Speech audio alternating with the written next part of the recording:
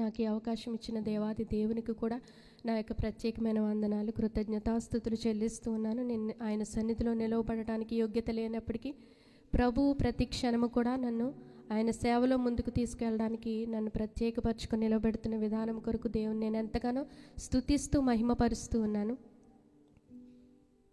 వాక్య ధ్యానంలోనికి వెళ్ళబోయే ముందు ఎవరైనా ప్రేరేపింపబడిన వారో ఒక్కసారి చిన్న ప్రార్థన చేస్తారా? మహోన్నతుడు సర్వశక్తిమంతుడైన యేసయ్యా, నీ బంగారు పాదలకు నాయన స్తుతులు స్తోత్రములు యేసయ్యా. ఇంతవరకు ప్రభా నేను నాయన ప్రభా పాటలతో నేను స్తుతించాం తండ్రి. నాయన వాక్యం చదువుకుంటాం మీ సహాయం చేసాం నాయన. వందనాలు ప్రభా. ఇదిగో నాయన ఈ సేవకురాలు ప్రభా నాయన ఈ వాక్యం ఇత్తడానికి నిలబడుచుండగా ప్రభా నాయన ఈ సేవకురాలను ప్రభా మీరే ఎత్తు పట్టుకోమని అడుగుచున్నాను తండ్రి. మాకు ఆహారం కావాలో ప్రభా నాయన మీరే వడ్డించుకొని అడుగుచున్నాను తండ్రి. సహాయం చేయి ప్రభా.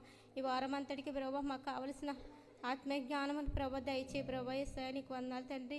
ఇదిగో ప్రభా నీ సేవకురాలు మీరు నిలబెట్టుకోమని అడుగుచున్నాను తండ్రి. ఆత్మశక్తితో ప్రభా మీరు నిలబెట్టుకుని ప్రభా మాకు కావలసిన ఆత్మీయ ఆహారం మాకు దయచేయమని అడుగుచున్నాను తండ్రి.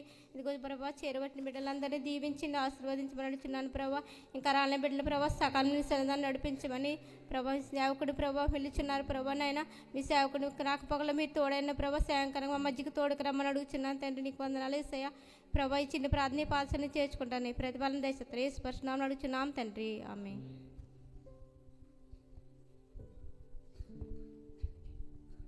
దేవుని పరిశుద్ధమైన ఉన్నతమైన మహిమ కలిగిన నామమునకు లెక్కించలేని స్తుతులు స్తోత్రములు చెల్లిస్తున్నాను. మరి ఒకసారి అందరము కూడా ఈ నెల అంతా కూడా క్రిస్మస్ సీజన్లో ఉన్నాం కాబట్టి అందరూ ప్రతి దినము కూడా ఎక్కడో దిక్కున క్రిస్మస్ ఆరాధన జరుపుకుంటానే ఉన్నారు. కాబట్టి ఈ నెలంతా కూడా మనం చెప్పుకోవచ్చండి. అందరికీ కూడా హ్యాపీ క్రిస్మస్ నా తరపున చెప్తూ ఉన్నాను. నాకు చెప్పండి మీరు కూడా హ్యాపీ క్రిస్మస్. ఓకేనండి, ఓకే.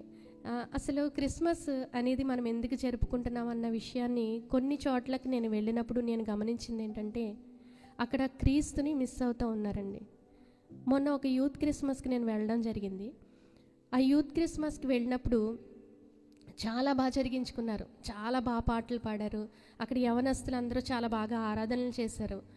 ఒక యవన సేవకుని తీసుకొని వచ్చి చక్కని వాక్యాహారాన్ని అందించుకున్నారు. అంతా బాగా జరిగింది. నిజంగా ఎంతోమంది రక్షణలోకి వచ్చి ఉంటారు కదా. నిజంగా ఎంతమంది యవన బిడ్డలు మగ బిడ్డలు పైగా ఇంత కేర్ తీసుకొని అందరూ కూడా చక్కగా తమ బాధ్యతని తీసుకొని ఎంతో చక్కగా ఈ యూత్ క్రిస్మస్ చేస్తున్నారు కదా అని చాలా సంతోషపడ్డాను నేను. అయితే ఆ సేవకుడు వెళ్ళిపోయిన వెంటనే వాళ్ళు చేసిన పని ఏంటో తెలుసండి. వెంటనే ఒక ఇంటి దగ్గరికి చేరిపోయారండి. యూత్ అంతా మగవాళ్ళందరూ చేరిపోయి రౌండ్ టేబుల్స్ వేసుకున్నారు. నేను ఇంకా భోజనానికి కూర్చుంటున్నారేమో అనుకున్నాను నేను. ఆ యూత్ క్రిస్మస్ అయిపోయిన తర్వాత ఎవరైతే కండక్ట్ చేశారో వాళ్ళలో కొంతమంది కూర్చొని త్రాగుతున్నారండి. నాకు చాలా బాధ అనిపించింది. అసలు ప్రభు ఈ లోకానికి ఎందుకు వచ్చారు? నశించుచున్న దాన్ని వెదకి రక్షించడానికి వచ్చారు ఆయన. అసలు ఆయన ఎందుకు వచ్చారన్న విషయాన్ని మర్చిపోయి నిజంగా ఆ యవన బిడ్డలు అలా త్రాగుతూ ఉంటే నాకు చాలా బాధ అనిపించిందండి. చాలా అంటే చాలా బాధ అనిపించింది. ఎంతో ఖర్చు పెడతా ఉన్నాం క్రిస్మస్ అంటే. ఎన్నో చోట్ల క్రిస్మస్ ఆరాధనలు జరుగుతున్నాయి కానీ ఆరాధన అయిన వెంటనే వాళ్ళు అలా చేయడం నాకు చాలా బాధ అనిపించింది. ఆ బాధతో ప్రతిదినం కూడా నేను ప్రార్థన చేస్తూ ఉన్నాను. ఈరోజు వాక్యం కూడా మనం చదువుకున్నాము. ఆ వాక్యంలో దేవుడు బాధపడుతూనే ఆయన ఉగ్రత గురించి చెప్తా ఉన్నారు. మొదటగా పాత నిబంధనలో చదువుకున్నాం కదండి. ఆయన ఉగ్రత గురించి ఆయన చెప్తా ఉన్నాడు. ఆయన వచ్చే దినము గురించి ఆయన చెప్తా ఉన్నాడు. మనం క్రిస్మస్ ఆరాధనలు జరుపుకుంటూనే మనం వార్షికోత్సవ దినంలో ఏం చెప్పారండి? ఆయన రాకడని గురించి చెప్పారు. మనం క్రిస్మస్ దినం జరుపుకుంటున్నామంటే, క్రిస్మస్ ఆరాధన జరుపుకుంటున్నామంటే ఆయన రాకడ కొరకు సిద్ధపడటమే. సిద్ధపాటు కలిగి ప్రతి ఒక్కరము ఉండాలి. ఏ విధంగా సిద్ధపడాలో ఒక భారం కలిగిన ఒక యవనస్తుడు, ఒక యవన ప్రవక్త ఆమోసు అనే ప్రవక్త గురించి మనం ఈరోజు ధ్యానం చేసుకుందాం. ఆమోసు గ్రంథంలోకి వెళ్దామండి. ఆమోసు గ్రంథము 1వ అధ్యాయము 1వ వచనం. యూదా రాజైన ఉజ్జియా దినములలోను ఇశ్రాయేలు రాజుగు యెహోయాషు కుమారుడైన యెరోబాము దినములలోను భూకంపము కలుగుటకు 2 సంవత్సరముల ముందు ఇశ్రాయేలును గూర్చి తెకోవలోని పశువుల కాపరులలో ఆమోసునకు కనబడిన దర్శన వివరము. ఇక్కడ పాత నిబంధన పాఠ్య భాగములన్నిటిలో కూడా, పాత నిబంధన గ్రంథములన్నిటిలో కూడా చాలామంది ప్రవక్తలు కనబడతా ఉంటారు మనకి. పెద్ద ప్రవక్తలు, చిన్న ప్రవక్తలు కూడా కనబడతారు. అంటే పెద్దవారు చిన్నవారు అని కాదు, కానీ ఎక్కువ కాలము ప్రవచించిన వారు, తక్కువ సమయంలో ప్రవచించిన వారు మనకి ఈ పాత నిబంధన గ్రంథంలో కనబడతారు. వీళ్ళందరి యొక్క ఉద్దేశము ఏంటంటే దేవుడు ఏదైతే చెప్పాడో దానిని ప్రజలకు తెలియచేయటం. వీరందరూ కూడా ప్రకటించింది ఏంటంటే క్రీస్తుని గూర్చిన దేవుని యొక్క శక్తిని గురించి చెప్పారు. నెక్స్ట్ వారు పాపంలో పడిపోతున్నప్పుడు ఆ పాపం నుండి ఎలా బయటికి రావాలో, ఎలా పాపక్షమాపణ అనేది పొందుకోవాలో, దేవుని ఉగ్రత ఎలా వస్తుందో, ఆయన తీర్పు వస్తుంది కాబట్టి మీరు త్వరపడండి, మీరు జాగ్రత్త పడండి అని ప్రతి ఒక్క ప్రవక్త ప్రవచిస్తూనే వచ్చారు. అయినప్పటికీ ఇశ్రాయేలీయులు ప్రతి విషయంలో పాపం చేస్తూనే వచ్చారు. సేమ్ అదే విధంగా ఈ క్రిస్మస్ దినాల్లో కూడా ఉన్నది. ఏంటంటే ఇందులో ఆమోసు గ్రంథంలో రాయబడి ఉంటుంది, 3-4 సార్లు చేసిన దోషమును బట్టి అని. చూడండి ఒకసారి మళ్ళీ చదువుకుందాము. 2వ అధ్యాయంలో చూడండి, 1వ వచనం. యెహోవా సెలవిచ్చినది ఏమనగా మోయాబు 3-4 సార్లు చేసిన దోషమును బట్టి. తర్వాత 4వ వచనం, యోధా 3-4 సార్లు చేసిన దోషమును బట్టి నేను తప్పక వారిని శిక్షింతును. 6వ వచనం చూడండి, ఇశ్రాయేలు 3-4 సార్లు చేసిన దోషమును బట్టి, వీళ్ళు 3-4 సార్లు చేసిన దోషమును బట్టి నేను వారిని శిక్షిస్తాను, వారిని అగ్నితో కాల్చివేస్తానని ఇశ్రాయేలు ప్రజల గురించి ప్రవచించమంటే, ఇశ్రాయేలు ప్రజల యొక్క గోత్రముల వారికి దేవుడు ప్రవచించడానికి ప్రవక్తలను పంపించాడు కదా. ఈ దినాల్లో కూడా ఈ క్రిస్మస్ ఆరాధనల ద్వారా కానీ, ఈ మహాసభల ద్వారా కానీ ప్రభువు అనేక మంది సేవకులు మన దగ్గరికి పంపిస్తూ ఉన్నారు. ఏంటంటే కడవరి దినాల్లో ఉన్నాం మనం, రాకడ కొరకు సిద్ధపడండి, మీ బ్రతుకులు మార్చుకోండి, మీ పాపముల చేత అపరాధముల చేత చచ్చిన స్థితిలో ఉన్న మిమ్మల్ని బ్రతికించడానికి దేవుడు ఆయన్ని ఈ లోకంలోనికి పంపించాడు. కాబట్టి మీరు మీ పాపముల నుండి విడిపింపబడాలని ఎంతమంది సేవకులు చెప్తున్నా 3-4 సార్లు కాదు కదా, ఎన్నిసార్లు చెప్తా ఉన్నా ఎక్కడో ఒక దిక్కున మనము తప్పిపోతూనే ఉన్నాము. కానీ ఇక్కడ ఆమోసు అనే ప్రవక్త ఈ 3-4 సార్లు చేసిన దోషములను బట్టి ఒక భారం తెచ్చుకున్నాడండి ప్రవక్త. ఆమోసు అనే మాటకి ఆ పేరుకి అర్థం ఏంటంటే భారము. ఆమోసు అనే మాటకి పేరుకి అర్థము భారము, బాధ్యత కలిగిన వాడు. ఇతను ఒక భారం కలిగిన వాడు, అనేక ఆత్మల పట్ల భారం కలిగిన వాడు. కాబట్టి ఇక్కడ ఈ ఇశ్రాయేలు ప్రజలకి ప్రవచిస్తూ ఉన్నాడు. అసలు ఆమోసు ఉన్న కాలంలో ఎవరు రాజులుగా ఉన్నారని 1వ వచనంలో చదువుకున్నామంటే, యోధా రాజ్యానికేమో ఉజ్జియా రాజుగా ఉన్నాడు, ఇశ్రాయేలు రాజ్యానికేమో 2వ యెరోబాము రాజుగా ఉన్నాడు.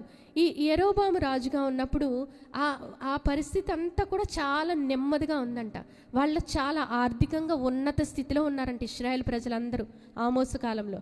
ఎలా అంటే వేసవి కాలానికి తగినట్లుగా మలచిన రాళ్లతో ఇల్లు కట్టుకుంటా ఉన్నారంట. చలికాలమునకు తగినట్లుగా నగరులను కట్టుకుంటున్నారంట. దంతపు కొమ్ములతో కూడా వాళ్ళు నగరులను కట్టుకొని ఎంతో సుఖ సౌఖ్యంగా, ఎంతో సంతోషంగా జీవిస్తూ ఉన్నారు. వారు మరిచి ఉన్నది ఏంటంటే మమ్మల్ని ఎంత ఉన్నత స్థితిలో ఉంచిన దేవుడు ఉన్నాడనే సంగతిని వారు మర్చిపోయి భయంకరమైన విగ్రహారాధనలకి లోనైపోయి వీరు ఏం చేస్తూ ఉన్నారంటే, చదువుకుంటా మనం ముందుకు వెళ్దాము. ఈ ఆమోసు గురించి మనం చెప్పుకుంటా ఉన్నాం కదా. ఆమోస్ అనే పేరుకి అర్థము భారం అని చెప్పుకున్నాము. ఆమోసు ఒక పశువుల కాపరి అండి. పశువుల కాపరే కాకుండా ఆయన ఒక మేడి పండ్లు ఏరుకునే వ్యక్తి. ఇటువంటి వ్యక్తిని దేవుడు ఒక ప్రవక్తగా ఎన్నుకున్నాడు. అయితే ఈయన తెకోవ అనే ప్రాంతానికి చెందినవాడు. తెకోవ అనే ప్రాంతం ఎక్కడ ఉందంటే యెరూషలేముకి ఒక 10 మైళ్ళు, ఒక 5 మైళ్ళ దూరంలో ఉంటుంది. అయితే ఇతను ఎవరికి ప్రవచించాడంటే ఉత్తర ఇశ్రాయేల్ దేశానికి ప్రవచనాన్ని చెప్పాడు. ఇతనితో సమకాలికుడు ఎవడంటే హోషియా, నెక్స్ట్ ఈయన ఆమోసు, హోషియా, వీరిద్దరూ కూడా సమకాలికులుగా ఉంటూ వీరిద్దరూ ఆ ఉత్తర ఇశ్రాయేల్ దేశం కొరకు ప్రవచించారు. అయితే ఆమోసు గ్రంథము 3వ అధ్యాయము 15వ వచనం చూద్దాం. అసలు ఇశ్రాయేల్ ప్రజలు ఎటువంటి సుఖానుభవం కలిగి ఉన్నారో చూద్దాం. చలికాలపు నగరులు, వేసవి కాలపు నగరులు నేను పడగొట్టేదని చెప్తున్నాడు. అంటే వారు ఏం కట్టుకున్నారంట? చలికాలానికి సంబంధించిన నగరాలను, ఒక నగరాన్ని కట్టేసుకున్నారు. నెక్స్ట్ వేసవి కాలానికి తగిన నగరాల్ని కట్టుకున్నారు. దంతపు కొమ్ములతో, అంటే చాలా లగ్జరీ బిల్డింగ్స్ వారు బిల్డ్ చేసుకున్నారనమాట. అయితే అంత ఉన్నత స్థితిలో ఉన్న ప్రజలు ఏం చేస్తూ ఉన్నారంటే బీదవారిని చాలా చాలా బాధపరుస్తూ ఉన్నారంట. ఏం చేస్తూ ఉన్నారు చూద్దాం ఒకసారి. ఆమోసు గ్రంథము 5వ అధ్యాయము 12వ వచనం. ఒకసారి ఆమోసు గ్రంథము 2వ అధ్యాయము 6వ వచనం చదువుకుందాం ఒకసారి. వారు చేసిన దోషం ఏంటనేది చెప్పుకుందాం. ఇశ్రాయేలీయులు 3-4 సార్లు చేసిన దోషములను బట్టి నేను తప్పకుండా దాన్ని శిక్షింతును. ఏలైనగా ద్రవ్యమునకై జనులు నీతిమంతులను అమ్మివేస్తూ ఉన్నారంట. వీళ్ళు ఏం చేస్తూ ఉన్నారు? నీతిమంతులైన వారిని దేనికి? డబ్బు ఇచ్చి అమ్మివేస్తూ ఉన్నారంట. పాదరక్షకుల కొరకే బీదవారిని అమ్మివేదురు. చెప్పులు కొనుక్కోవడానికి డబ్బులు ఇవ్వట్లేదంటండి. ఇక్కడ ఏం అమ్మివేస్తున్నారు? బీదలైన వారిని అమ్మి వారు చెప్పులు కొనుక్కున్నారంట. అంటే ఎంత లగ్జరీ లైఫ్ వాళ్ళు అనుభవిస్తున్నారో చూడండి. అయితే అక్కడ బేతేలు అనే ప్రాంతం ఉండేది. ఆ ప్రాంతంలో ఉన్న యాజకులను తీసివేసి యాజకులు కాని వారిని అక్కడ పెట్టి విగ్రహారాధన అనేది చేస్తూ ఉన్నారు. అదేవిధంగా 4వ అధ్యాయము 1వ వచనంలో కూడా ఉంటుంది. అక్కడ ఉన్న స్త్రీలంట త్రాగుతూ ఉన్నారంట. అదేవిధంగా అక్కడ ఉన్న ప్రతి ఒక్కరూ కూడా ఎలా ఉన్నారంటే వ్యభిచార స్థితిలో ఉన్నారంట. తండ్రి కొడుకు ఒకే స్త్రీతో వ్యభిచారం చేసే భయంకరమైన పరిస్థితిలో వారు ఉంటూ ఉన్నప్పుడు దేవుని యొక్క కోపము ఉన్నపాటున వారి మీదకి దిగి రాకుండా దేవుడు ముందుగా అక్కడికి ఒక ప్రవక్తను పంపించాడు. ఆమోసు అనే ప్రవక్తని పంపించి, మీరు ఇన్నిసార్లు దోషం చేస్తూ ఉన్నా నా వైపు తిరుగుతారు అని ఆశ కలిగి నేను ఈ ప్రవక్తని పంపుతూ ఉన్నానని చెప్పి ఆమోసు గారిని పంపి వారు చేసిన దోషంని ఎత్తిపట్టి చూపిస్తూ దేవుడు ఏం చెప్తా ఉన్నాడంటే, మీరు ఇన్ని దోషములు చేసినప్పటికీ కూడా నాకు ఇంకా ప్రేమ ఉంది. నిజంగా చూడండి, లోబడనలని ప్రజల వైపు దేవుడంట దివారాత్రులు తన చేతులు చాపుతూనే ఉన్నాడంట. ఈసారి కాకపోతే ఈసారి ఒక్కసారైనా నా బిడ్డ నా సన్నిధికి నా దరికి చేరకపోతాడా, తన పాపమును విడిచిపెట్టి నా చెంతకు చేరకపోతాడా అని చెప్పి ప్రభు ఎంత ఓర్పుతో సహనంతో ఎదురు చూస్తూ ఉన్నాడు. కాబట్టి ఈ ఇశ్రాయేలీయుల దోషమును, ఈ యూదా ప్రజల యొక్క దోషమును పరిహరించడానికి దేవుడు ఒక చిన్న వాక్యాన్ని ఇక్కడ బెటర్ చూడండి. ఆమోసు గ్రంథంలో 9వ అధ్యాయము 11వ వచనం.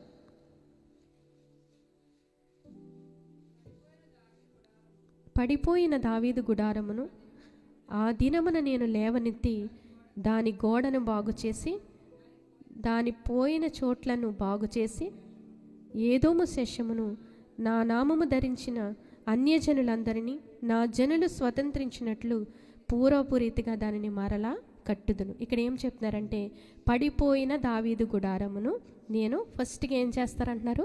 బాగు చేస్తానంటున్నారు. తర్వాత పడిపోయిన చోట్లను బాగు చేస్తానంటున్నారు. తర్వాత దానిని మరలా కడతానంటున్నాడు. ఈరోజు నేను చెప్పే అంశం ఏంటంటే, పడిపోయిన ఆత్మీయ స్థితి నుండి మనం ఏ విధంగా కట్టబడాలి. పడిపోయిన ఆత్మీయ స్థితి నుండి ఇక్కడ ఇశ్రాయేలు ప్రజలు కానీ యూదా ప్రజలు కానీ అక్కడ చెప్పబడిన ప్రతి ఒక్కరూ కూడా ఆధ్యాత్మికంగా పడిపోయిన స్థితిలో ఉన్నారు. భయంకరమైన పాపంలో వారు ఉంటూ ఉన్నారు. అటువంటి పాపపు స్థితిలో ఉన్న మనల్ని దేవుడు మరలా మనం ఏ విధంగా నూతనపరచబడాలి, ఆయన కొరకు సాధనాలుగా వాడబడాలంటే మనం ఏం చేయాలనే విషయాన్ని గురించి ఈరోజు మనం చెప్పుకుందాం. నేను చెప్పే అంశంలో మెయిన్ వర్స్ ఏంటంటే, పడిపోయిన దావీదు గుడారమును మరలా కట్టెదను. పడిపోయిన ఆత్మీయ స్థితిలో పడిన మనల్ని దేవుడు మరలా మనల్ని కట్టాలనుకుంటున్నాడు. కాబట్టి ఆయన రాకడ ఇంకా ఆలస్యం అవుతూనే ఉంది. నిజంగా చూడండి, మనకన్నా ఈరోజు ఆరాధన చేసినప్పుడు పాస్టర్ గారు చెప్పారు కదా, మనకన్నా గనులైన వారు, ఉన్నతులైన వారు, ఉన్నత స్థితిలో ఉన్నవారు కాలం ముగించినప్పటికీ మనం ఈరోజు ఈ స్థితిలో సజీవులుగా ఉన్నామంటే మన గొప్పతనం అండి కాదు. ఏంటంటే ఈరోజు కాకపోతే రేపైనా సంపూర్ణతలోకి మనం వస్తామని దేవుడు మన కోసం నిరీక్షిస్తూ ఉన్నాడు. ఆయన రాకడని ఆలస్యం చేస్తూ ఉన్నాడు. ఎందుకంటే మనం అగ్ని గుండంలో పడి చనిపోయి కాలిపోవడం దేవునికి ఇష్టం లేదు. కాబట్టి ఆయన ప్రేమ స్వరూపు, కాబట్టి మన మీద ఇంకా ప్రేమ ఉంది. కాబట్టి ఈరోజు కాకపోతే రేపైనా తర్వాతైనా ఏదో ఒక దినాన నా బిడ్డ తిరిగి నా యొద్దకు వస్తాడని చెప్పి ప్రభు ఆలస్యం చేస్తూ ఉన్నాడు. కాబట్టి దావీదు గుడారం, పడిపోయిన దావీదు గుడారం తిరిగి కడతానని చెప్పి దేవుడు ఇక్కడ వాగ్దానం చేస్తూ ఉన్నాడు. ఏంటంటే పడిపోయిన దావీదు గుడారం. అసలు దావీదు గుడారము పడిపోవడం ఏంటి? అసలు ఈ దావీదు గుడారం అంటే యూదా ప్రజలకి సాదృశ్యంగా ఉంది.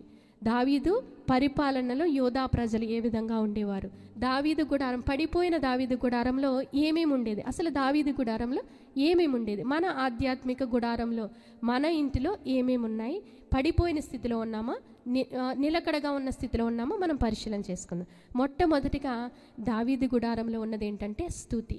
మొట్టమొదటిగా స్తుతి ఆరాధన అనేది దావీదు గుడారంలో ఉందని చూద్దాం. 119వ దావీదు కీర్తన 164వ వచనం.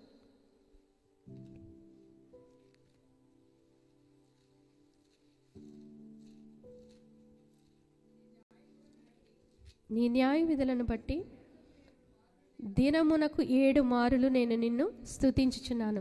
ఈ దావీదు గుడారంలో ఎప్పుడూ కూడా ఏముండేదంటండి, స్తుతి అనేది ఉండేదంట. దావీదు ఎన్నిసార్లు స్తుతించేవాడంటండి, 7 సార్లు స్తుతించేవాడంట. అదేవిధంగా కీర్తన 50వ కీర్తన 23వ వచనం.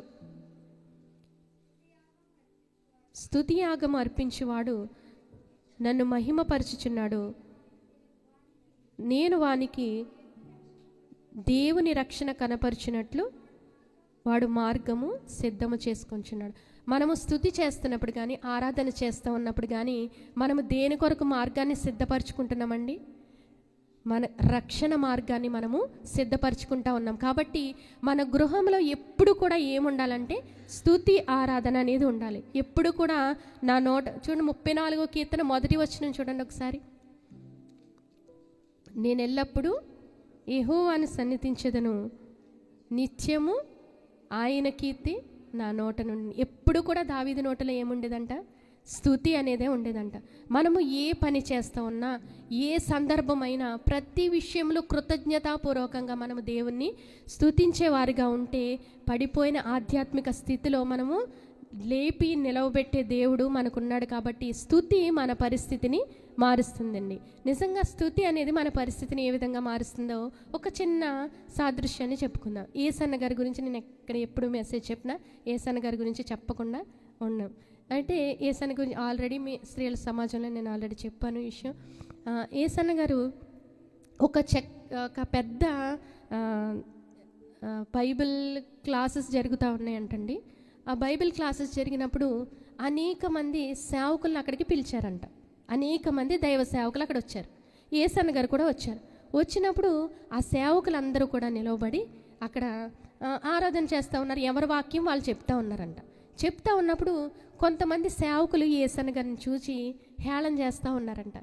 ఏంటి నువ్వు ఇలా తయారయ్యొచ్చి ఎప్పుడు చూసినా ఈ వైట్ షర్టు, వైట్ ప్యాంటు, ఈ సంచి ఒకటి వేసుకొని తిరుగుతావు నువ్వు.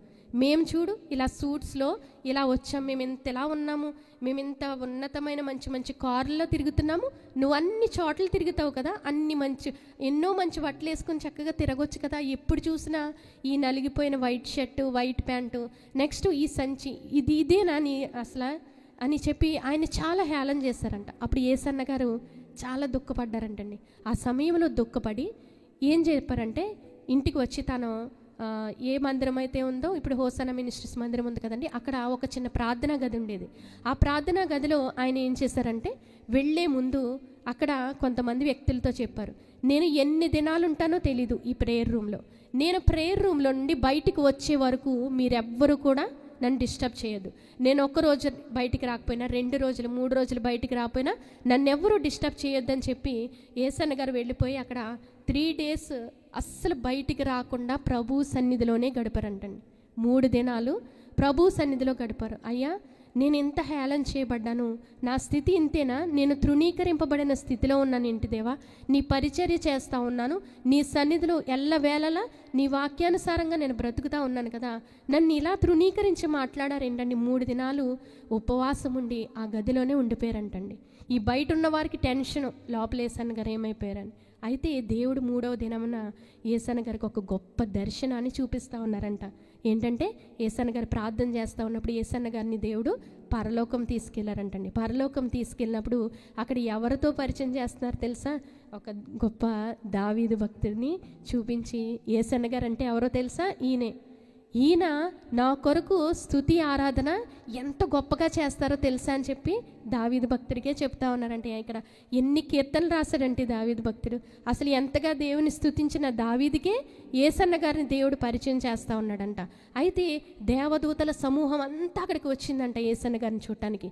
వచ్చి ఆ దేవదూతలు సాక్ష్యం ఇస్తూ ఉన్నారంట, అయ్యో యేసన్న గారు అంటే మీరేనా? మీరు కింద స్తుతి ఆరాధన చేస్తూ ఉన్నప్పుడు ప్రభు ఈ ఎంతమంది సైన్య సమూహం అయితే ఉన్నామో మమ్మల్ని అందరినీ కూడా ఆయన మహిమ మేఘముతో మీరు ఏ ప్రాంతంలో అయితే ఆరాధన చేస్తూ ఉన్నారో, ఏ మందిరంలో అయితే ఆరాధన చేస్తున్నారో ఆ మందిరంలోకి ఆయనతో పాటు ఈ దేవదూతల సైన్యం అంతటినీ ఆ మందిరంలోకి తీసుకొని వచ్చేవారు అని చెప్పారంట. ఎంత ఇష్టమండి దేవునికి ఆరాధన అంటే. ఆయన ఆసీనుడు కావడమే కాకుండా ఆయన దూత సైన్యం, పరలోక దూత సైన్య సమూహం అంతటినీ కూడా ఆయన ఉన్న హోసన్న మినిస్ట్రీస్ ఆ మందిరం మీద తన ఆత్మను దింపేవారంట. తన సైన్య సమూహం, దేవదూతల సమూహం అంతటిని అక్కడికి దించేవారంటండి. అలా దేవదూతలు సాక్ష్యం ఇస్తూ ఉన్నారు. ఈయన దావీదు గారికి పరిచయం చేశారు యేసయ్య. నెక్స్ట్ దేవదూతలు సాక్ష్యం ఇస్తూ ఉన్నారు యేసన్న గారి గురించి. అయితే దేవుడు ఒక కిరీటాన్ని తీసుకొస్తూ ఉన్నారంటండి. ఒక కిరీటాన్ని తీసుకొచ్చినప్పుడు యేసన్న గారు చాలా లోపల ఎంతో ఆశతో చూస్తూ ఉన్నారంట. ఇంకా ప్రభు నా జీవితంలో ఏం చేయబోతున్నాడు అని చెప్పి. యేసన్న, నీవు చేసిన స్తుతి ఆరాధనకి, నువ్వు చేసిన పరిచర్యకి నిన్ను ఈ లోకంలో తృణీకరించవచ్చు, కానీ నీ స్థితి ఏంటో తెలుసా? ఈ రాజ్యంలో నేను నీకు జీవ కిరీటమును నీ కొరకు నీకు ఇస్తున్నాను. దేవునికి మహిమ కలుగును గాక. హల్లెలూయా. దేవుని స్తుతించేవారిని కానీ, దేవుని ఆరాధించేవాడు కానీ దేవుడు ఎంత ఉన్నత స్థితిలో ఉంచుతాడంటే యేసన్న గారికి యేసయ్యే మహిమ కిరీటాన్ని పెట్టారంటండి. ఎంత గొప్ప దర్శనం యేసన్న గారికి.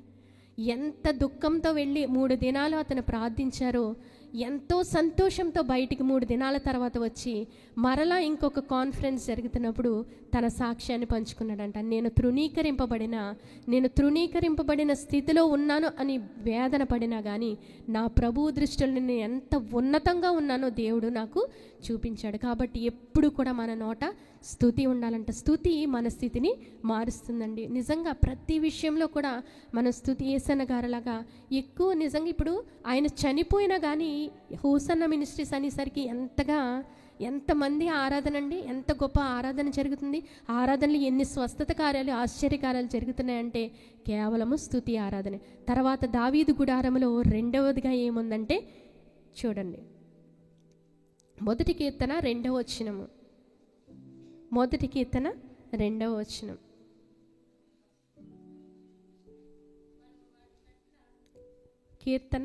మొదటి కీర్తన 2వ వచనం. యెహోవా ధర్మశాస్త్రమునందు ఆనందించుచు దివారాత్రము దాన్ని ధ్యానించువాడు ధన్యుడు. దావీదు గుడారంలో ఏముందంటే దేవుని వాక్యాన్ని ధ్యానించే అనుభవం.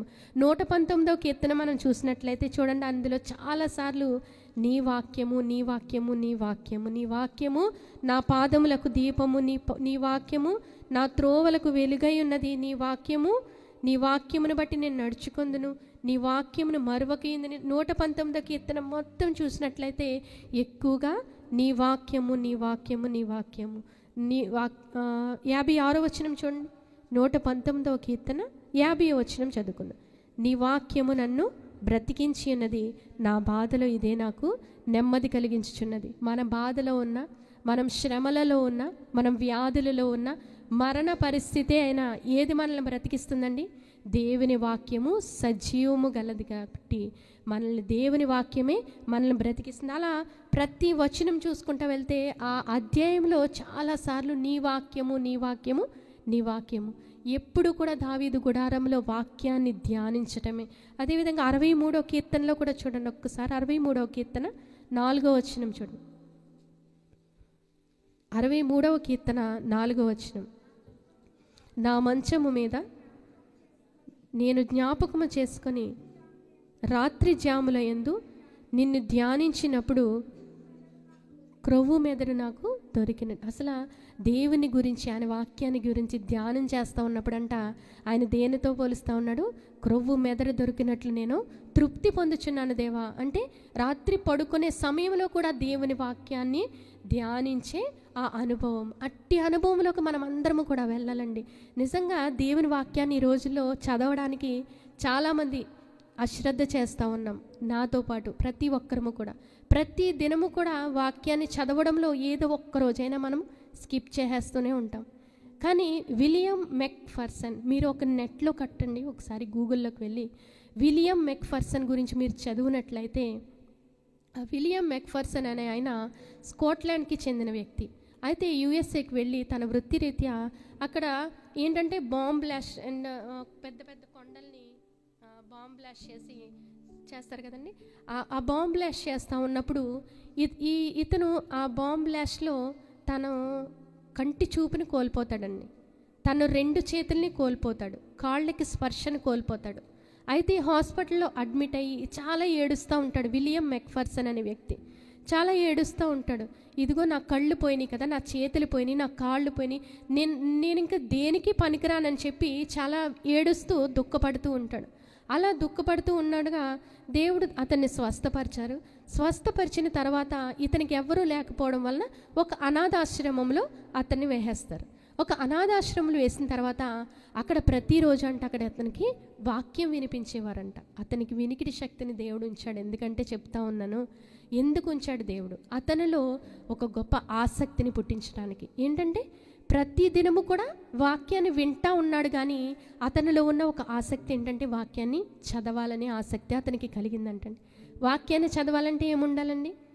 కళ్ళు ఉండాలి. పోనీ కళ్ళు లేని వాళ్ళు బ్రెయిలీ లిపి ద్వారా చేతులతో అయినా చదివేసుకోవచ్చు.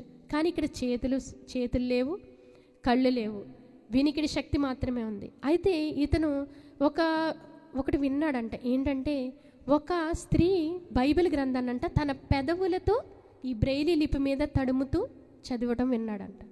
అది తన్ని చాలా ప్రభావితం చేసి ఈ విలియం మెక్ఫర్సన్ అనుకున్నాడంట, దేవుని వాక్యాన్ని నేను ఎలాగైనా బైబిల్ గ్రంథాన్ని చదవాలి, ఆయన వాక్యం నా హృదయంలో ఉండాలని చెప్పి ఏం చేశాడంటే బ్రెయిలీ లిపి ద్వారా తన పెదవులతో వాక్యాన్ని చదవడానికి ట్రై చేశాడంట. ఎంత చదివినప్పటికీ ఆ పెదవులకి స్పర్శ అనేది ఏమీ తెలియలేదంట. చాలా దుఃఖపడ్డాడంటండి. చాలా అంటే చాలా దుఃఖపడ్డాడంట. దుఃఖపడి ఇంకా నా శరీరంలో ఏముంది, నా నాలుకతో ట్రై చేద్దాం వాక్యం చదవడానికి అని చెప్పి ఆ బ్రెయిలీ లిపి అంటే చాలా సూదిగా బొడుపుల్లాగా ఉంటాయండి అక్షరాలు. ఆ నాలుకతో చదివినప్పుడు అంటండి ఒక 4 లైన్స్ చదివేటప్పటికి ఆ నాలుక నుండి రక్తం వస్తూ ఉండేదంట. ఎంత భయంకరమైన పరిస్థితి. మరలా 1 గంట ఆగి ఆపేవాడు కాదండి, గంట తర్వాత మరలా చదివేవాడంట. అలా ఆ నాలుకతో ఎంత రక్తం కారుతూ ఉన్నా తినడానికి కూడా నాలుక సహకరించేది కాదంటండి. అయినప్పటికీ పట్టు విడవలేను, నా దేవుని వాక్యాన్ని నేను చదవాలి అనే ఆసక్తితో ఎన్నిసార్లు పూజ చేశాడు తెలుసండి? తన 64 సంవత్సరాలు బ్రతికిన కాలంలో 4 సార్లు బైబిల్ పూర్తిగా చదివాడండి. దేనితో అండి? నాలుకతో. అసలు అది సాధ్యమంటారా?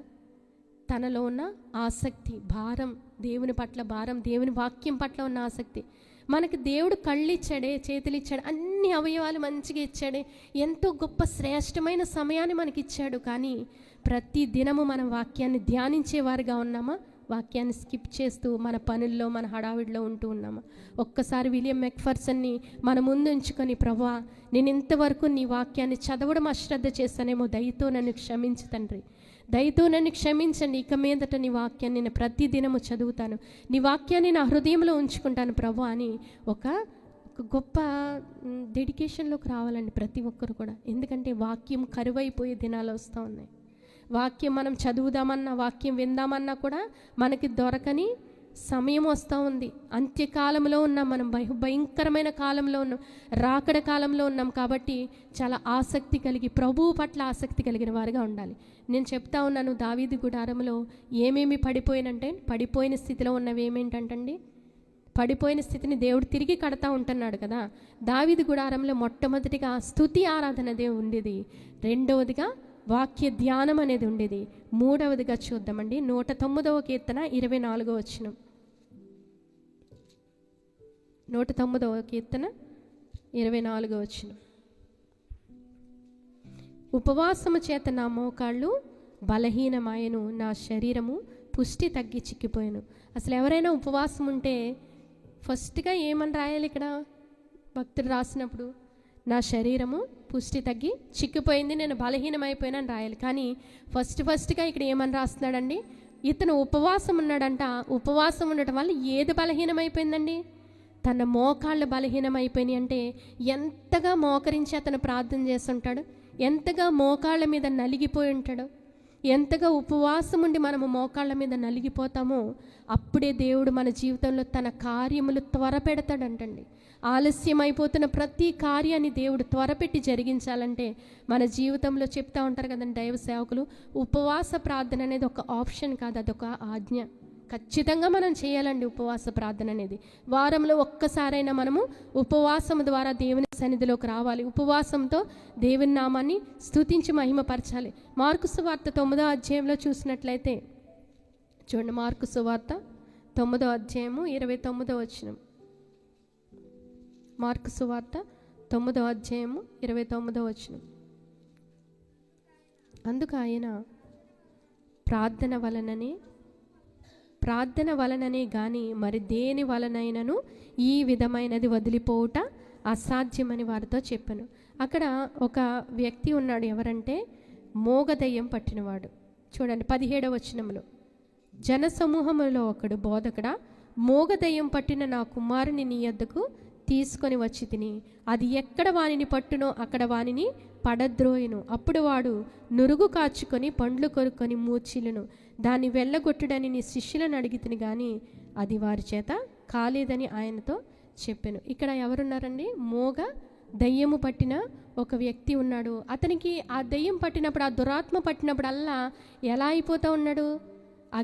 తరచుగా అగ్నిలోను నీళ్ళలోను పడిపోవటం, నురుగు కాచుకోవడం, ఇటువంటి పరిస్థితిలో ఉంటా ఉన్నప్పుడు ఆ శిష్యుల దగ్గరికి ఈ వ్యక్తిని తీసుకెళ్ళినప్పుడు శిష్యులు బాగు చేయలేపారంట. అప్పుడు ప్రభువు దగ్గరికి తీసుకొచ్చినప్పుడు ప్రభు ఒక మాట చెప్తాడు అక్కడ. ఏంటండి? చూడండి ఒకసారి. అందుకు యేసు 23వ వచనం, నమ్ముట నీ వలనైతే నమ్మువానికి సమస్తము సాధ్యమే అని చెప్పగానే అక్కడ ఆ వ్యక్తి ఒక మాట అడుగుతాడండి. ఏంటంటే, అయ్యా నాలో అపనమ్మిక అనేది కలగకుండా చేయమని అడగగానే దేవుడు ఆ దురాత్మని గద్దిస్తాడు, వెంటనే అది పారిపోతుంది.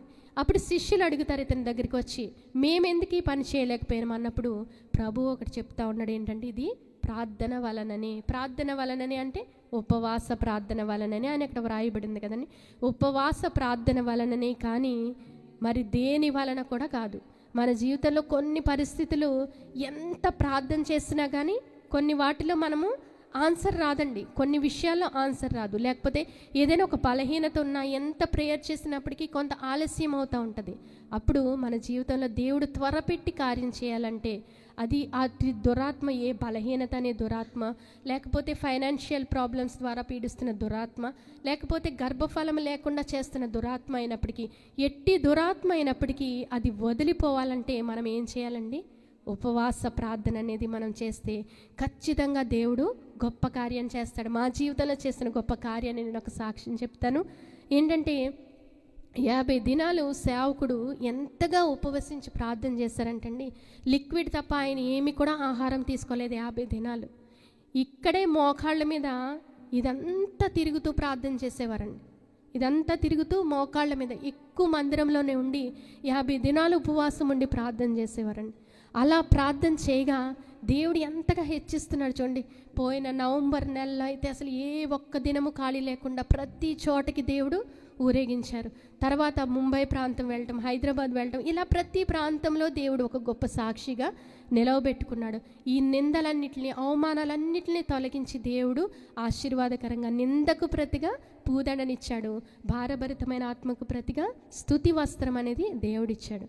అయితే ఇలా ఉండగా మొన్న మేము ఇలపరు వెళ్ళామండి. ఇలపరు జ్యోతిబాబాయ్ గారు మమ్మల్ని ప్రేయర్కి పిలిచారు. ప్రేయర్కి పిలిచినప్పుడు నేను ఎప్పుడు కూడా ఢిల్లీ ప్రకాష్ గారని ఆయన గురించి చెప్తా ఉంటానండి. ఢిల్లీ ప్రకాష్ గారని ఆయనంట 24 గంటల్లో 12 గంటలు ప్రార్థనలోనే గడుపుతారంట. 18 గంటలు ఓన్లీ ప్రేయర్లోనే గడుపుతారంట. ఆ ప్రేయర్ లైఫ్ దేవుని ఎంతగానో ఆకర్షించి ఆయన ఢిల్లీ ప్రాంతంలో ఒక గొప్ప సేవకుడిగా ప్రాంతం అంతా వాడుకుంటున్నారంట.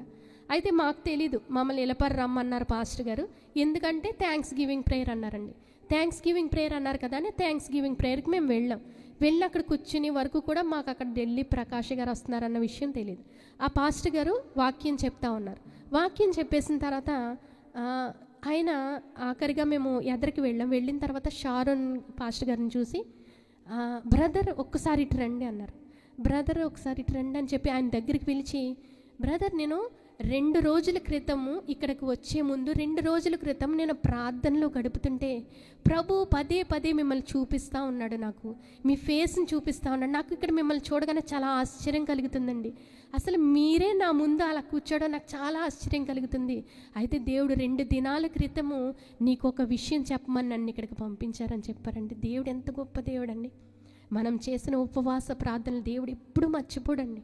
అసలు ఆయన ఎక్కడండి, ఢిల్లీ ఆ ప్రాంతంలో ఉన్న వ్యక్తికి దేవుడు దైవ సేవకులను చూపించడం ఏంటండి. అసలు ఆ దర్శనంలో దేవుడు చెప్పాడంటండి, ఆఖరిగా మీటింగ్ అయిపోయిన తర్వాత నాతో మాట్లాడండి బ్రదర్, మీతో నేను చాలా మాట్లాడాలి, దేవుడు మీతో చాలా మాట్లాడమన్నారని చెప్పి ఆ సేవకుడు మమ్మల్ని పిలిచి ఆఖరిగా మా ఇద్దరి దగ్గరికి పిలిచి మాట్లాడుతూ ఉన్నారు. నీ నిందకి నీ అవమానానికి నువ్వు బాధపడతా ఉన్నావా? ఎక్కడైతే నిన్ను తృణీకరించారో, ఎవరైతే నిన్ను బాధ పెట్టారో వారి మధ్య దేవుడు నిన్ను ఎంత ఉన్నతంగానో ఆశీర్వదించాలనుకుంటున్నాడు. నీ సంఘానికి రెట్టింపు అభిషేకాన్ని దేవుడిస్తాడు, అంత గొప్పగా ఆశీర్వదిస్తాడు. ఈ 2025 వరకు నీవు ఓన్లీ ఒక అభిషేకంతో ఉన్నావు, కానీ ఇప్పుడు నుంచి నీకు దేవుడు 2026 నుంచి డబల్ అనాయింటింగ్తో దేవుడు మిమ్మల్ని ఇద్దరిని నింపుతాడు. ఇప్పటి వరకు మీరు ఈ దేశాల్లో ఈ యొక్క భారతదేశంలో కొన్ని ప్రాంతాలే తిరిగారేమో, కానీ అన్ని రాష్ట్రాల్లో కూడా దేవుడు మిమ్మల్ని ఊరేగిస్తాడు బ్రదర్. ఈ 2026 సంవత్సరంలో ప్రభు కొరకు నువ్వు నిలబడటమే, ఏదో వాక్యంలో ఉన్న మర్మాలు నిన్ను బోధించమని దేవుడు నిలబెట్టట్లేదు, కానీ దేవుని పక్షాన నువ్వు నిలబడితే అనేక మంది స్వస్థతలు పొందుకుంటారు, అనేక మంది నీ ద్వారా ఓదార్చబడతారని చెప్పి చాలాసేపు అండి, ఒక పావుగంట వరకు ఆయన ప్రవచిస్తూనే ఉన్నాడు. దీని అంతటి వెనకాల ఏంటంటే ఒకే ఒకటి, ఉపవాస ప్రార్థన. ఎప్పుడైతే ఆయన మా మీద చేతులు ఉంచి ప్రార్థన చేస్తున్నాడు 15 నిమిషాల వరకు ఆ అనాయింటింగ్ మేము అసలు తట్టుకోలేకపోయామని, అంత గొప్ప అభిషేక ప్రార్థన చేశాడని. మమ్మల్ని ఇద్దరిని కూడా ప్రవచించి మా ఇద్దరి గురించి నిజంగా సేవలో బహుబలంగా వాడుకుంటానని, ఈ పరిచర్ని ఇంకా విస్తరింపచేస్తానని ఏ సేవకులు కూడా అసూయపడ్డారండి. ఆయన చెప్తా ఉన్నారు, కొంతమంది సేవకులు కూడా నీ పరిచర్యను చూసి అసూయపడతా ఉన్నారు. ఆ సేవకుల ముందు కూడా దేవుడు నిన్ను హెచ్చిస్తాడు. ఎవరైతే నిన్ను తృణీకరించి మాట్లాడారో వారే నీ దగ్గరికి సహాయం కోసం వస్తారని చెప్పారని మేము చాలా సంతోషించాం. ఎంత గొప్ప సాక్ష్యం కదా. దేవుడు మనల్ని ఎంతగా పట్టించుకుంటాడండి. ఆయన ప్రేమను రుచి చూచిన తర్వాత మనం ఆయన విడిచిపెట్టి ఉండలేము అసలు. దేవుడు ప్రతి చిన్న విషయంలో కూడా మనల్ని పట్టించుకుంటాడు. మనం ఉపవసించి ప్రార్థన చేస్తామంటే దేవుడు విడిచిపెట్టి దేవుడు కాదు. ఏ విషయంలో అయినా సరే మన విషయంలో ఏ కార్యమైన ఆలస్యం అవుతుందంటే మనకి ఉపవాస ప్రార్థన అనేది ముఖ్యమండి. తర్వాత 2వ సమూయేలు గ్రంథం 7వ అధ్యాయము 2వ వచనం. దావీదు గుడారంలో ఎటువంటి ఆసక్తి ఉందంటే మందిరము కట్టాలనే ఆసక్తి. మొట్టమొదటిగా దావీదు గుడారంలో ఏముందండి? దేవుని యొక్క స్తుతి. 2వదిగా దేవుని వాక్యాన్ని ధ్యానించటం. 3వదికి ఉపవాస ప్రార్థన. 4వదిగా దేవుని మందిరాన్ని కట్టాలనే ఆసక్తి. నిజంగా దావీదు దేవుని మందిరాన్ని కట్టడానికి ఎంత బంగారాన్ని కూడబెట్టాడండి. చాలా బంగారం, అంటే బైబిల్ గ్రంథంలో వ్రాయబడి ఉంటుంది. చాలా బంగారం అండి, చాలా దేవదారు మ్రానులను, వెండిని, ఇంకా చాలా వస్తువులను సమకూర్చాడు. ఏమని అంటూ ఉన్నాడంటే, నేను ఇంత గొప్ప నివాసంలో ఉంటున్నాను, అయితే దేవుని మందసం ఎక్కడుందంట?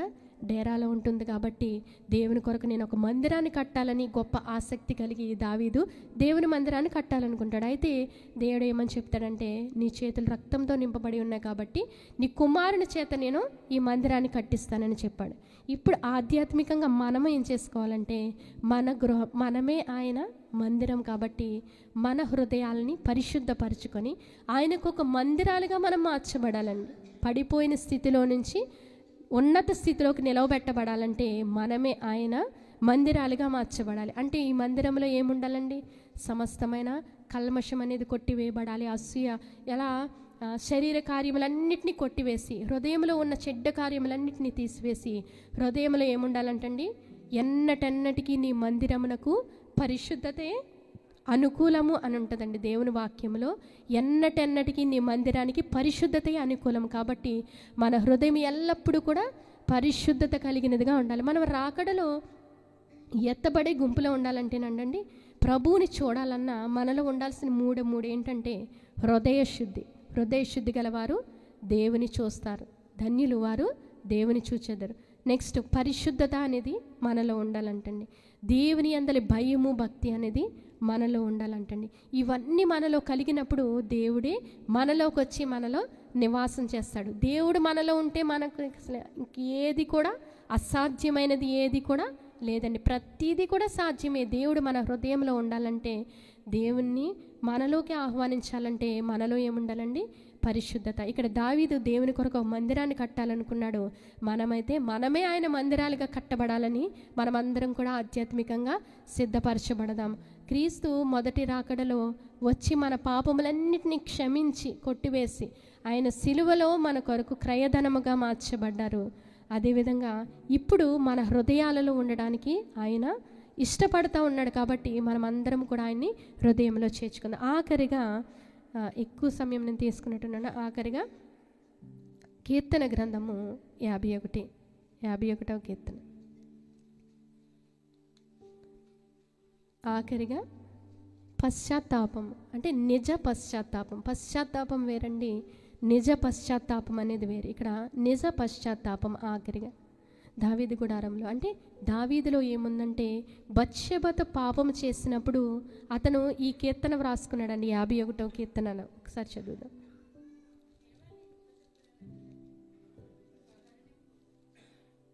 చదవండి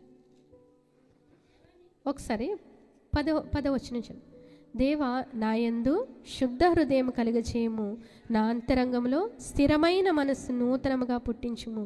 నీ సన్నిధిలో నుండి నన్ను త్రోసివేయకము, నీ పరిశుద్ధాత్మను నా యొద్ద నుండి తీసివేయకము, నీ రక్షణానందమును నాకు మరలా పుట్టించుము అని ప్రార్థన చేస్తూ ఉన్నాడు. ఈ పాట ఇది మనము లూథరన్ సంఘంలో పాడుతూ ఉంటాం కదండి.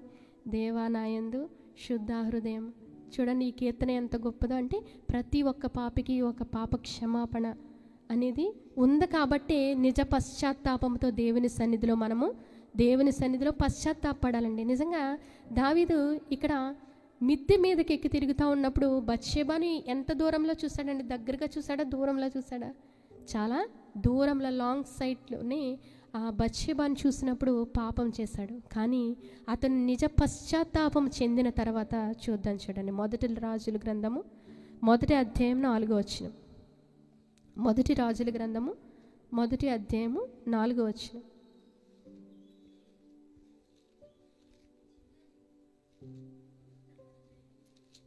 చదవండి. ఈ చిన్నది బహు చక్కనిదై ఉండి రాజును ఆదరించి ఉపచారము చేయుచుండెను గాని రాజు దానిని కూడలేదు. దూరంలో ఉన్న బత్షెబాని చూసిన వెంటనే పాపం చేసిన దావీదు దగ్గర ఉన్న ఎవరండి? ఈమె పేరేంటి? అబీషగు. ఆఖరిగా అబీషగు అనే కన్యకను తన దగ్గర ఉంచినప్పటికీ రాజు ఆమెని కూడలేదంట, పాపం చేయలేదండి. ఒక్కసారి దేవుడు పశ్చాత్తాపంతో ప్రార్థన చేసినప్పుడు అతన్ని కనికరించాడు. కాబట్టి పాపమే తన దగ్గరికి వచ్చినా కానీ అతను పాపం చేయలేదండి.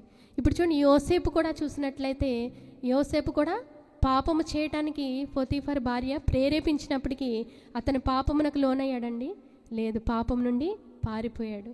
అంతలా ఒక్కసారి మనం పశ్చాత్తాపడ్డామంటే మరలా అది మన దగ్గరికి, ఆ పాపం మన దగ్గరికి వచ్చినా దానివైపు మనము చూడకూడదు. అందుకే దేవుడు ఏమని చెప్తా ఉన్నాడంటే, దావీదుని నా హృదయానుసారుడని, నెక్స్ట్ దావీదు చిగురని, నెక్స్ట్ నా సేవకుడు అని దావీదు గురించి ఇలా పవిత్ర గ్రంథంలో అనేక సార్లు దావీదు గురించి, దావీదు వంశం అని ఇలా దావీదు పేరు మీద అనేకంగా వ్రాయబడ్డాయంటే అతను పశ్చాత్తాపడ్డాడు, మరలా పాపం చేయలేదు. ఇప్పుడు సౌలు గురించి కూడా మనం చెప్పినట్లయితే, పౌలు సౌలుగా ఉన్నప్పుడు ఒకే ఒక్కసారండి ఏమని చెప్తున్నాడు? సౌల, నువ్వు నన్ను ఎందుకు హింసించుచున్నావు అని ఒక్కసారే పలికాడండి. మరలా అటువంటి పరిస్థితి పౌలుగా మారిన తర్వాత వచ్చిందా? మరలా రాలేదు.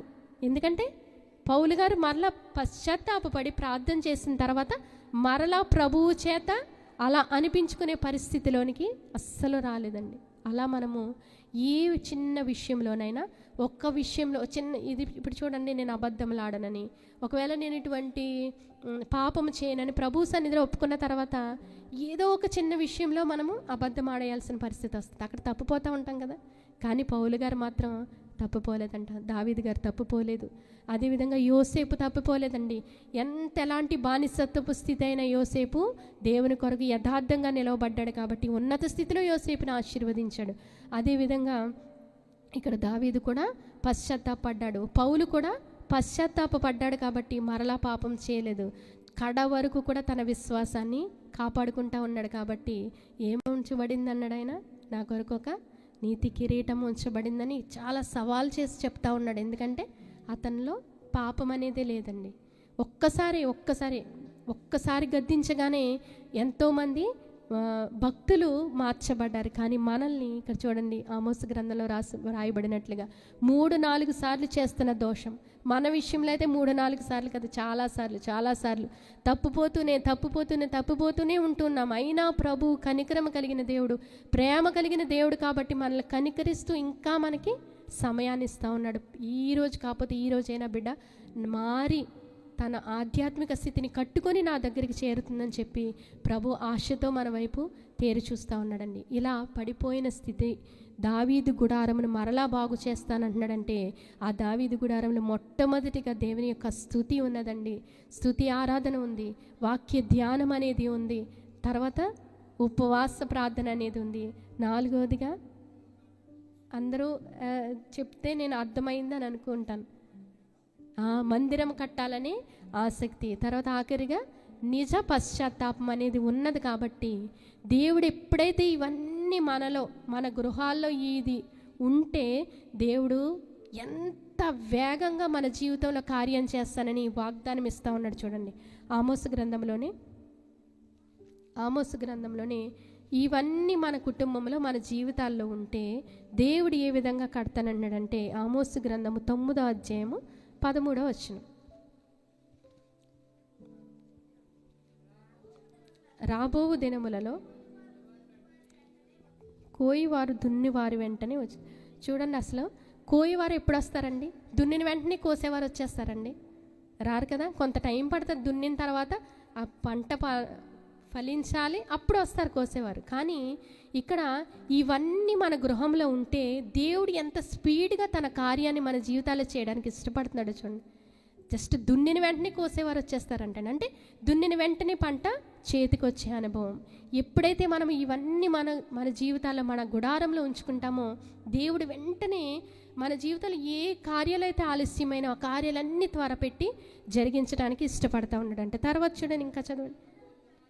విత్తనము చల్లువారు వెంటనే ద్రాక్ష పండ్లు తొక్కువారు వత్తురు, పర్వతముల నుండి మధురమైన ద్రాక్షారసము స్రవించును, కొండలన్నీ రసదారులగును, ఇదే యెహోవా వాక్కు.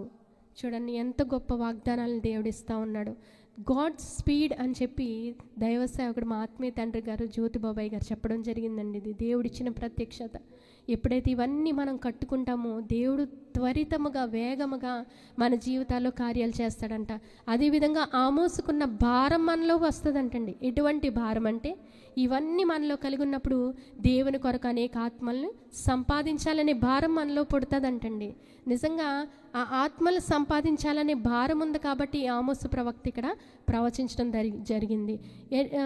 చివరి దినాల్లోనంట పంట కొయ్యటానికి వెంటనే వస్తారంటున్నారు కదండి. ఎలా అంటే కడవరి దినాల్లో మనం ఒక చిన్న వాక్యం సువార్త ప్రకటిస్తేనంటండి, ఈరోజు ప్రకటించబడిన వెంటనే రేపే బాప్తిస్మ అనుభవంలోనికి వచ్చే అంత కడవరి ఉజ్జీవాన్ని దేవుడు తీసుకొని రాబోతూ ఉన్నాడంటండి. అపోస్తుల కార్యముల గ్రంథంలో ఈ శిష్యులైన వారందరూ కూడా అభిషేకం పొందుకున్న తర్వాత, పరిశుద్ధాత్మను పొందుకున్న తర్వాత పేతురుగా చేసిన ఒక్క ప్రసంగానికి కొన్ని దినాలు పట్టిందండి 3,000 మంది మార్పు చెందడానికి.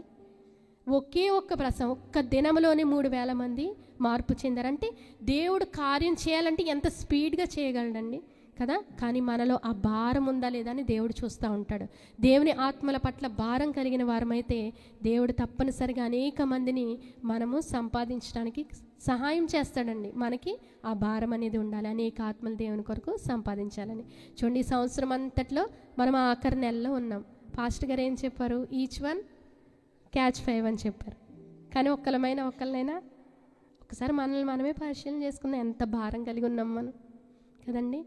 భారం అనేది మనలో ఉంటేనంటండి దేవుని మాటలు చెప్పకుండా మనం ఉండలేమంటండి, దేవుని వాక్యాన్ని చదవకుండా మనం ఉండలేమంటండి, దేవుని ప్రార్థించకుండా మనం ఉండలేమంటండి, దేవుని ఉపవాసంతో ప్రార్థించకుండా మనం ఉండలేమంటండి, దేవుని సన్నిధిలో గడపకుండా మనం ఉండలేం.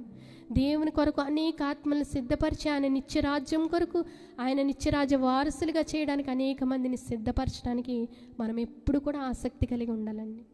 ఎందుకని దేవ సేవకుడు చెప్పాడు? ఒక ప్రత్యక్షత కలిగే సేవకుడు చెప్పాడు.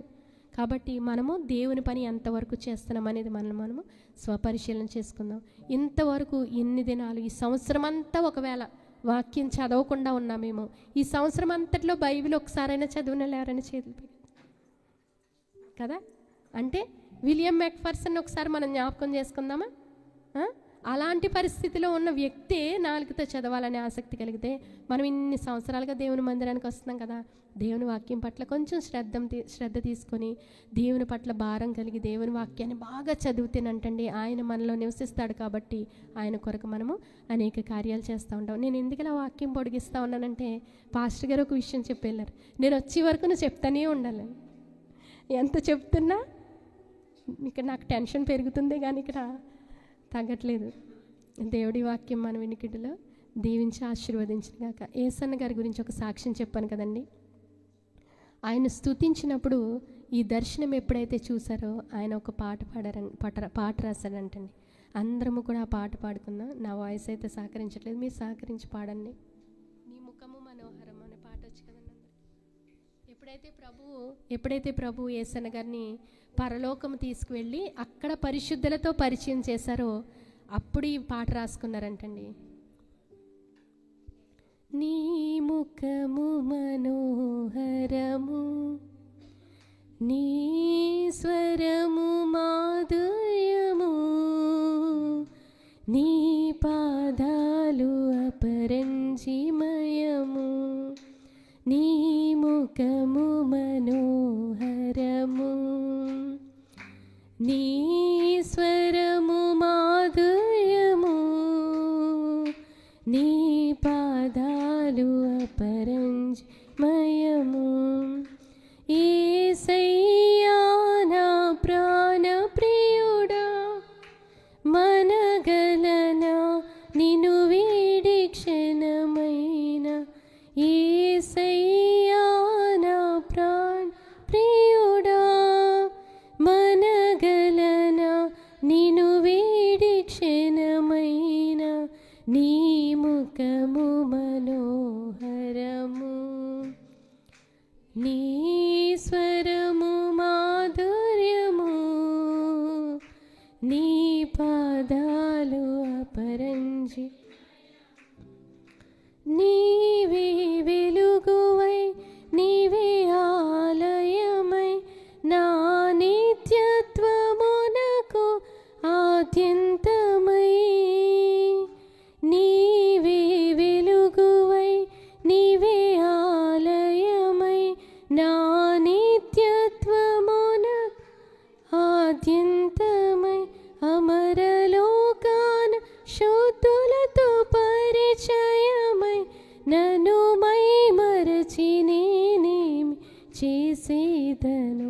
అమరలోకాన శుద్ధులతో పరిచయమై, నన్ను మై మరచి నేనేమి చేసేదను.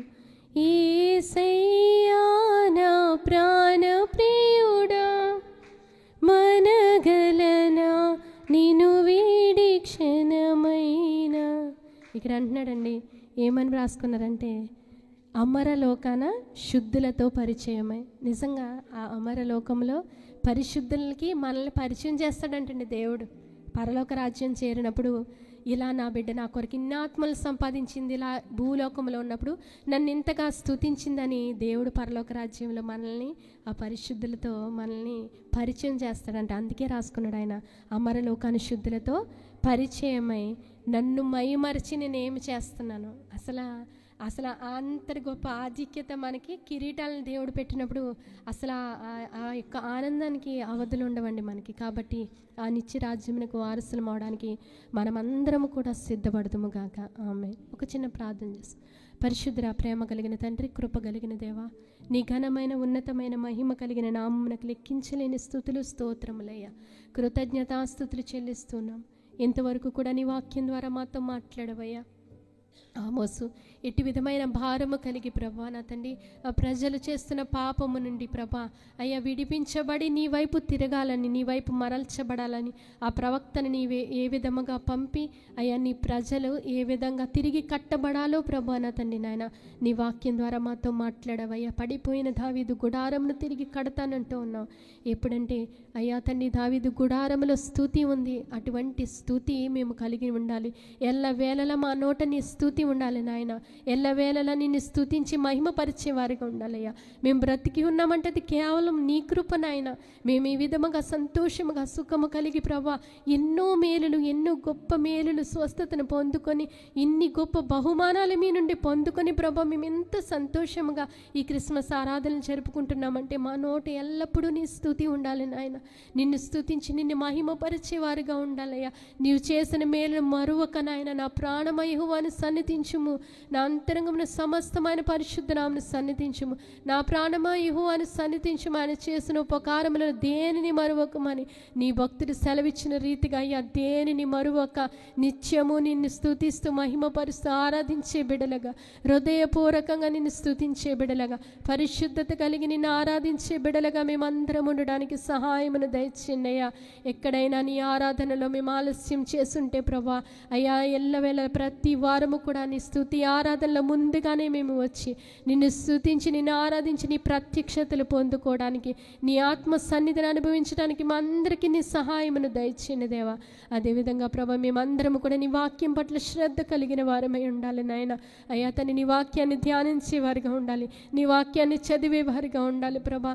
నీవు మాకు కళ్ళు ఇచ్చావయ్యా, చూపిన దృష్టిని ఇచ్చినప్పటికీ కూడా ప్రభా అపవిత్రపరుచుకుంటూ ఉన్నామేమో తండ్రి. అపవిత్రమైన వాటిని చూస్తూ ప్రభా నా తండ్రి అపవిత్రమైన వాటి నిమిత్తం నాయన ప్రభ మా చూపును వాడుతూ ఉన్నామేమో అయ్యా. నీవు ఇచ్చిన ఈ శ్రేష్టమైన కన్ను దృష్టి, నీ వాక్యంలో ఉన్న గొప్ప మర్మములను చూచినట్లుగా నాయన మా కన్నులను తెరవ చేయమని అడుగుచున్నాము తండ్రి. ఈ సంబంధమైన దేవత మా మనోనేత్రములకు గ్రుడ్డితనము కలుగ చేస్తూ ప్రభా లోకానుసారమైన వాటి వైపు మమ్మల్ని ఆకర్షిస్తుందేమో నాయన. దయచేసి నాయన లోకం వైపుకు తిరగక నీ వాక్యం పట్ల శ్రద్ధ కలిగి నీ వాక్యంపై మేము దృష్టి ఉంచి నాయన అయ్యా నీ వాక్య ప్రకారం మేము జీవించినట్లుగా సహాయమును దయచేయండి. నీ భక్తుడు సెలవిస్తూ ఉన్నాడు కదా, నీ వాక్యము నన్ను బ్రతికించినది, నా బాధలు ఇదే నాకు నెమ్మది కలిగిస్తుందని నీ వాక్యం సెలవిచ్చింది కదయ్యా. నన్ను బ్రతికించింది నీ వాక్యము నాయన. అయ్యా నాయన మరణ పడకల మీద ఉన్న నన్ను లేవనెత్తింది నీ వాక్యము తండ్రి. అయ్యా నన్ను బ్రతికించింది నీ వాక్యము ప్రభువా. నా బాధలో నెమ్మదిని కలిగించింది నీ వాక్యము తండ్రి. అయ్యా తండ్రి మరణము నుండి నా ప్రాణమును, కన్నీళ్లు విడవకుండా నా కన్నులను అయ్యా తండ్రి అయ్యా నా తండ్రి నాయన యేసే ఎంత గొప్ప వాక్యాలు, ఎంత శ్రేష్టమైన వాగ్దానాలు మా ముందు పెట్టావయ్యా. ప్రతి వాగ్దానం ప్రతి వాక్యం చదువుచున్నప్పుడల్లా ప్రభా మాలో మంట పుట్టాలి నాయన. నీ కొరకు అనేక ఆత్మలు సంపాదించాలని మంట మాలో పుట్టాలి ప్రభా. ఆత్మీయ భారమ కలుగచేయండి. ఆమోసు ఎట్టి విధమైన భారము కలిగి నాయన ప్రవచించాడో అదే విధముగా భారము కలిగిన వారమై ప్రభా అనేక మందికి మేము సువార్తను ప్రకటించే వారుగా ఉండడానికి సహాయం దయచేయండి. వారంలో ఒక్కసారైనా మీ కొరకు నాయన అయ్యా నీ సన్నిధిలో ఉపవాసం ఉండి ప్రార్థించి అసాధ్యమైన వాటిని, ఆలస్యమైన వాటిని మేము త్వరితముగా పొందుకొనడానికి ప్రభా అయ్యా తండ్రి నాయన నమ్మిక ఉంచి నాయన విశ్వాసంతో ఉపవాసంతో ఉండి నీ సన్నిధిలో ప్రార్థించి కనిపెట్టడానికి నీ సహాయం చేయండి తండ్రి. అదేవిధంగా నీ మందిరము కట్టాలని ఆసక్తి కలిగి ఉండేది ప్రభా నా తండ్రి. అయ్యా మేమే మీ మందిరాలుగా నేను కట్టబడాలి తండ్రి. అయ్యా తండ్రి మిమ్మల్ని మాలోకి ఆహ్వానిస్తున్నాము. మాకు పరిశుద్ధతను దయచేయండి నడిపించండి అయ్యా. మా హృదయంలో పరిశుద్ధత ఉంటే మాలో మీరు ఉంటారు తండ్రి. అయ్యా మీ పరిశుద్ధాత్మను మాలో ఉంచండి తండ్రి నాయన. నీలో మేము ఒక ప్రభా మేమే ఒక నివాస మందిరములుగా కట్టబడినట్లుగా సహాయమును దయచేయమని అడుగుచున్నామయ్యా. మా పాపముల నిమిత్తం మా అపరాధముల నిమిత్తం ప్రభా నీవి లోకములోనికి నారావరూపుగా వచ్చి ప్రభా నా తండ్రి అయ్యా తండ్రి నాయన నీ రక్తమును ప్రభా నా తండ్రి క్రయధనముగా నీ ప్రాణమును క్రయధనముగా అర్పించావు నాయన. అయ్యా తండ్రి ప్రభా నా తండ్రి నాయన మేము పాపములు చేసిన వారమైతే మరలా పాపము చేసేవారుగా ఉంటే దయతో మమ్మల్ని క్షమించండి. నిజ పశ్చాత్తాపము కలిగిన వారమై మరలా మీ చేత చెప్పించుకునేవారుగా కాకుండా అయ్యా తండ్రి మీరు ఒక్కసారి గద్దించినప్పుడే మీ మాటకు విని లోబడి ప్రభా పాపమును విడిచిపెట్టిన ఆయన యేసే నీలో వ్యతిరేక్త మాలో ఏదైతే నీకు వ్యతిరేక్తమైన కార్యములు ఉన్న వాటన్నిటిని విసర్జించిన ఆయన అయ్యా తండ్రి నీ కొరకు నిలవబడటానికి ప్రభా నా తండ్రి అయ్యా తండ్రి నాయన దావీదు భక్తుడు ఏ విధముగా ప్రభా పాపము తన చెంతకు వచ్చినప్పటికీ కూడా ప్రభా పాపము చేయక స్థిరంగా ఉన్నాడు. యోసేపు ఏ విధంగా ఉన్నాడు, పౌలు భక్తుడు ఏ విధంగా నీ కొరకు కడ వరకు నమ్మకంగా జీవించాడు. అట్టి విధంగా మేము పాపము వల్ల అపవిత్రంలో కాకుండా ప్రభా పవిత్రత కలిగి ప్రభా నా తండ్రి సంపూర్ణతలోకి వచ్చి మహిమ నుండి అధిక మహిమను పొందుకుని నాయన నీ రాకడ కొరకు సిద్ధపరచబడే గుంపులో మేమందరం ఉండడానికి సహాయం చేయండి దేవా. అయ్యా ఈ స్థలంలోనికి ఏ బిడ్డ అయితే ప్రభా నా తండ్రి దుఃఖముతో భారముతో ప్రభా నా తండ్రి అస్వస్థతతో ప్రభా నా తండ్రి అయ్యా తండ్రి ఇది నా జీవితంలో జరగదు, ఈ కార్యం నా జీవితంలో జరుగుతుందా అని ఏ బిడ్డ అయితే ఆసక్తి కలిగి వచ్చి నీ సన్నిధిలో ఆసక్తితో ప్రార్థన చేస్తున్నారు వారి నిమిత్తం ప్రార్థిస్తున్నానయ్యా. నువ్వు సాధ్యపరిచే దేవుడో ప్రభా అసాధ్యములన్నీ వాటిని ప్రభా నువ్వన్నీ కూడా సమస్తమును సాధ్యపరిచే దేవుడో ప్రభా మీరు మా పక్షాన్ని ఉండగా మాకు ఏ లోటు లేదు నాయన.